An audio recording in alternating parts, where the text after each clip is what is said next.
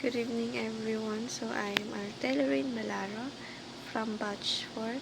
So yung topic po natin today kay Pastor Russell po ay alin ang tama? Katawan na may kaluluwa or kaluluwa na may katawan?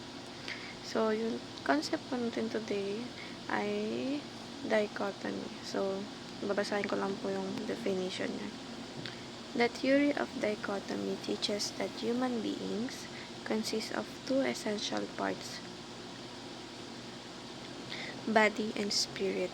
The terms soul and spirit are used interchangeably in scripture, referring to the same immaterial part of the man. The soul spirit is what continues after death and is ultimately reunited with the body in resurrection. Unlike trichotomy, which separates the soul and spirit, dichotomy affirms the unity of our immaterial being in a relationship with God. So, mayroon po tayong tatlong teachings, which is the man is both physical and spiritual. The spirit lives on after death. God cares for both the body and the spirit. So, sabi na po ni Pastor Russell dito,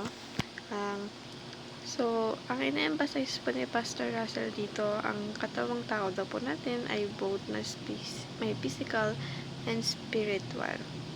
So, ang Panginoon po daw natin is, parehas din naman po siyang nag-care po sa human being natin, and of course, sa spiritual. And we have here the applications, which is, value eternity by investing in God's kingdom. Apply the whole gospel to the whole person and nourish both the physical and the spiritual. So, para mas okay po, no, or mas mahalaga na hindi lang puro physical yung parang nabubusog natin in physical aspect. Usually kasi maganda rin po if ever na nabubusog rin natin yung spiritual aspect natin in life. Paano nga ba natin nagagawa yun, or paano nga ba natin parang mabubusog yung mga spiritual self natin?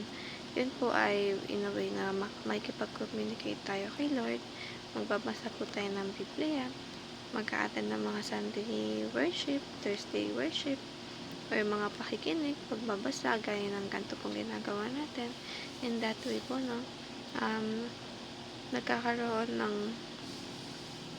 kumbaga kung sa physical aspect po natin is nakakakain yung physical na pangangatawan natin upang lumakas tayo, ganun din po sa spiritual, no. Pag nagkakaroon po siya ng knowledge sa katawan natin, nakakaroon tayo ng communication with our God.